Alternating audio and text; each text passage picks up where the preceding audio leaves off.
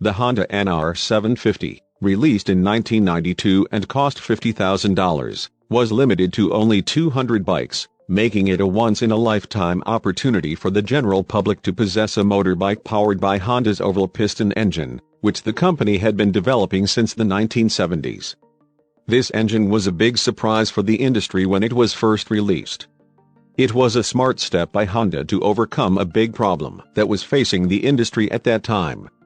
Having a unique shaped piston that looks like two pistons merged together to form a 2-inch-1 oval-shaped piston, this engine seems weird and makes us ask some questions.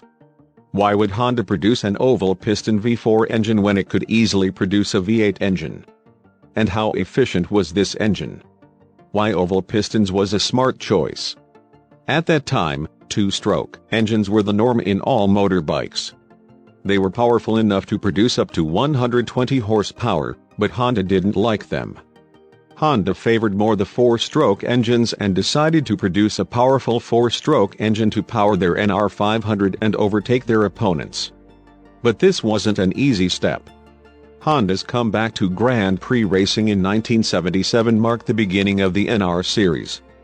The two-stroke engines were lighter and produced more power than four strokes, so Honda would have to come up with something new to have a successful engine.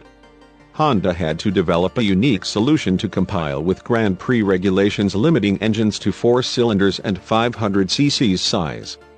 And this was the main reason that made Honda think smart this time. Honda decided to build a V8 engine to get the massive amount of power needed but in the form of a V4 engine.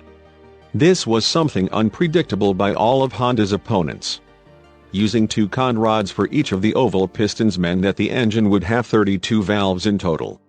An increase in air and fuel mixture per cylinder produces a greater compression rate, and a higher compression rate equals more power.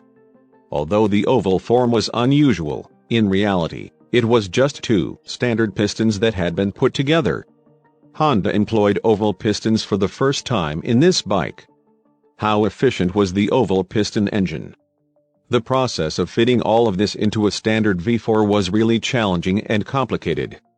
It wasn't until 1979 that Honda made it into Grand Prix racing with the NR500. At 20,000 RPMs, the engine generated 130 horsepower, but due to two-stroke dominance, this wasn't enough to keep up. Despite their increased output, Honda's engines did not perform well on the racetrack.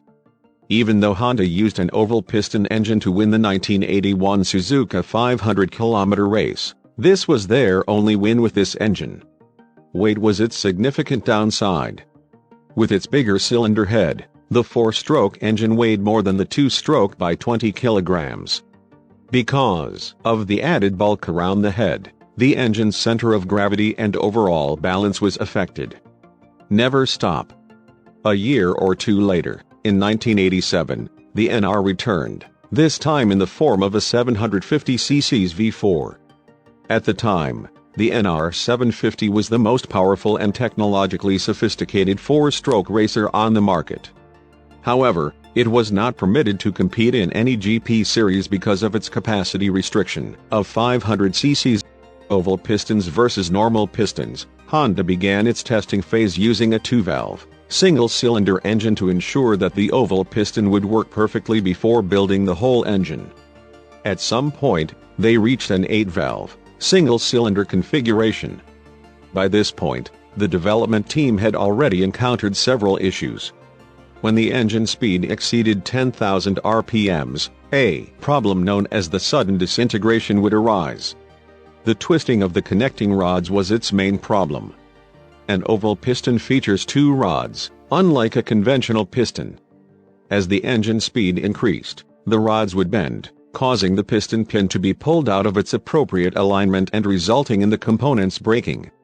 What do you think of Honda's concept of having 2 pistons merged into one oval-shaped piston? Don't you think this idea should take further development? Thanks for watching till the end.